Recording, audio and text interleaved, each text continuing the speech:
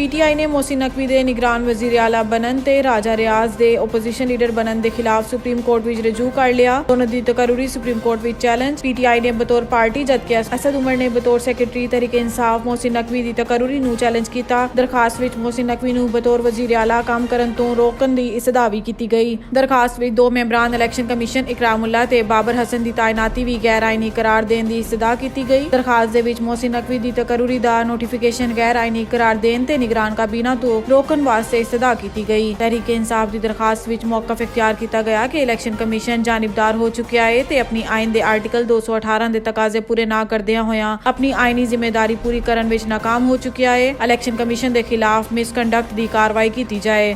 Supreme court election commission नू जानिबदार करार दे के दसे के इलैक्शन कमीशन शफाफ इलैक्शन नहीं कर सकता। सुप्रीम कोर्ट तमाम स्टेक होल्डर्स नू मुतहरिक करके साफ शफाफ इलैक्शन कराने दे इकदामात करे ताकि पंजाब ते KPK भी जमहूरी हुकूमत का क्याम हो सके।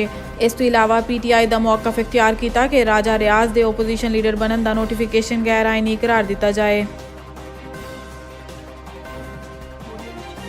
फवाद चौधरी दे जिस्मानी रिमांड की इस्तदा मुस्तरद 14 दिन दे रिमांड जेल भिजवा दिता गया। नुमाइंदा पंजाबी पॉइंट के मुताबिक अज पुलिस ने 2 दिन दे रिमांड तो बाद अदालत पेश किया ते जज नू इस्तदा की कि फवाद चौधरी का मजीद रिमांड दिता जाए। अदालत ने पुलिस की इस्तदा मनन नू इनकार कर दिता। तहरीक इंसाफ की तरफों बाबर ऐवान फैसल चौधरी बतौर वकील पेश होए। इस तो इलावा तहरीक इंसाफ के रहनुमा हमाद अजहर श्री मजारी ते जुल्फी बुखारी भी अदालत विच मौजूद सन। फवाद चौधरी नू पुलिस मुकर्ररा वक्त तो पहले अदालत ले आए। समात के दौरान तफ्तीशी अफसर ने मौकफ इख्तियार किया कि फवाद चौधरी एक आईनी इदारे के खिलाफ नफरत फैलान ते बदअमनी पैदा करने की कोशिश कर रहा है। इस तो इलावा मेंबरान इलैक्शन कमीशन नू धमकी भी दे रहा है कि फवाद चौधरी के बयान तो बाद इलैक्शन कमीशन के मेंबरान की जान नू खतरा लाहक हो गया है। तफ्तीशी अफसर ने मजीद किया है कि फवाद चौधरी आवाज मैच हो चुकी है ते फोटोग्रामेटिक टेस्ट लाहौर तो कराने वास्ते मजीद रिमांड की जरूरत है। तहरीक इंसाफ के बुकला ने मौकफ इख्तियार किया कि इजहार राय की आज़ादी पाकिस्तान का आइन हर शख्स नू दिंदा है। हुकूमत ते इलैक्शन कमीशन का फवाद चौधरी के खिलाफ मुकदमा दा अंदराज सियासी मुखालफत की बुनियाद ते किया गया। जज ने दोनों पार्टियों का मौकफ सुन के पुलिस के रिमांड की इस्तदा मुस्तरद कर दी ते फवाद चौधरी ने 14 दिन के रिमांड ते जेल भिजवा दिता। साबिक वजीर आला दी फोन कॉल लीक हो गई जिस विच फवाद चौधरी नू गल कढ़ रहा सी ते खुशी दा इजहार कर रहा सी कि फवाद चौधरी ते पर्चा कुछ दिन पहले हो जांदा ते पंजाब हुकूमत खत्म नहीं सी होनी। तहरीक इंसाफ दे वर्कर्स दा परवेज इलाही दे फोन कॉल ते गुस्से दा इजहार। डॉलर ने पाकिस्तान के रुपये नू कुछ उमर कट दिता। IMF शर्त ते डॉलर नू कैप हटा दी जाए। डॉलर 2 दिनों में 26 रुपये महंगा हो गया। सिर्फ 2 दिन में पाकिस्तानी कर्जियां 3950 अरब रुपये का इजाफा। इंटरबैंक विच अज डॉलर की कीमत 255 जबकि ओपन मार्केट विच डॉलर की कीमत 262 तक फरोख्त हो रहा है।